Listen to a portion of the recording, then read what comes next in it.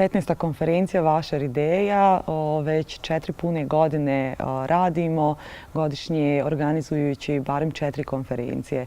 Sama ideja se rodila unutar nastavnog procesa, u samom razredu, jer ekipa koja stoji iza organizacije Vašar ideja je u stvari ekipa profesora, učenika i sada već i studenata, nekih čak i završenih studenata. Ja sam željela da steknem neko veće iskustvo, drugačije iskustvo nego neko standardno iskustvo koje imam u školi, samo, hajmo reći, surovo znanje. Željela sam da vidim kako se ja to snalazim u nekim drugim situacijama, u situacijama, hajmo reći, odraslih ljudi. I naravno željela sam nešto novo da probam. Upravo zbog vrlo ružnog podražaja koji nam dolazi, pa čak i iz medijskog prostora, loših uzora, jedne tamne slike društvene u Bosni i Hercegovini, zapravo smo uvidjeli da ipak možemo nešto uraditi, da bar pokušamo nešto uraditi. Znači, Vašar ideja je nastao s ciljem da s mladim ljudima ponudimo bolje uzore, kvalitetniji medijski sadržaj i naprosto da vidi da usprkos situaciji u kojoj živimo i stanju u Bosni i Hercegovini uspjeh jeste moguć, ali je jedino moguć uz predan trud i rad. Predavači pokazuju zapravo, da kažemo na neki način, lakši put kako da dođemo do toga. To jeste oni ukazuju na svoje neuspjehe i mi zapravo možemo da učimo iz tih neuspjeha. Konferencija donosi još niz vrlo zanimljivih i inovativnih predavača. Riječ je o trojici mladih ljudi, Amelu Mukaču koji je začetnik ideje Krompir ba i Grickalca ba.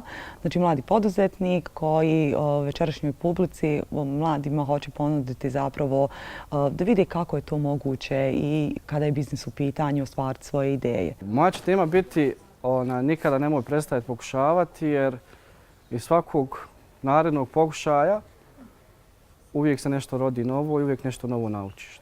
Drugi po redu jeste Edin Zuhrić koji je alpinista i rekreativac i viceprvak Bosne i Hercegovine, ali prvenstveno profesor.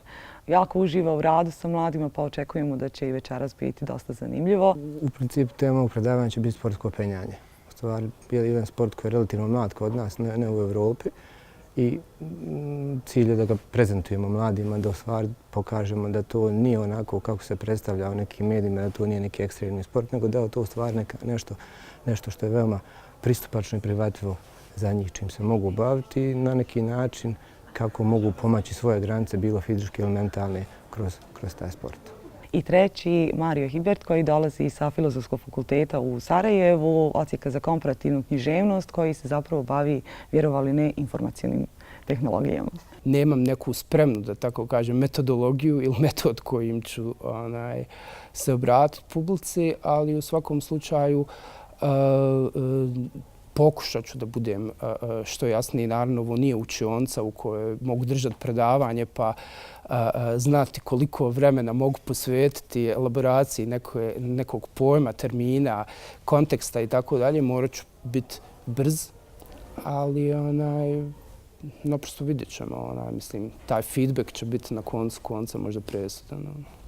Ja ovo vidim kao odličnu ideju da naučimo nešto novo, da vidimo druge perspektive i isto tako da upoznamo, da saznamo nešto novo od ljudi koji su prošli kroz život.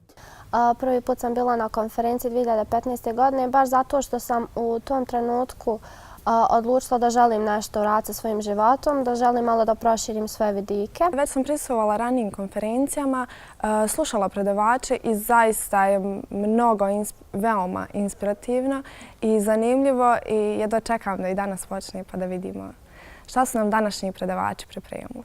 Predavanja su zapravo nevidljive infrastrukture, odnosno nevidljiva infrastruktura mreže, odnosno interneta. I utjecaj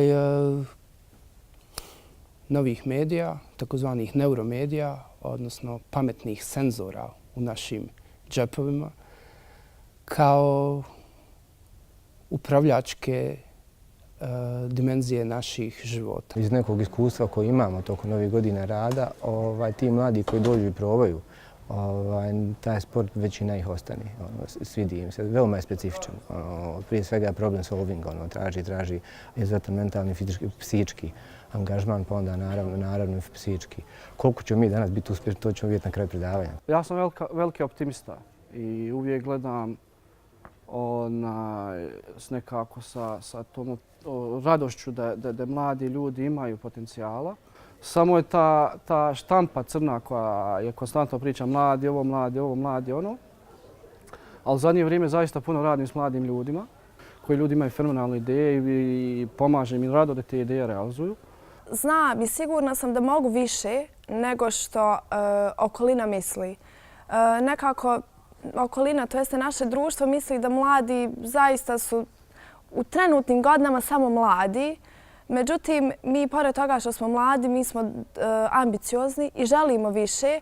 I želimo više i zbog seba i zbog našeg društva u kojem se nalazimo jer vidimo kakva je trenutna situacija i znamo da ako želimo nešto da promijenimo da moramo tražiti više i težiti ka većim uspjesima.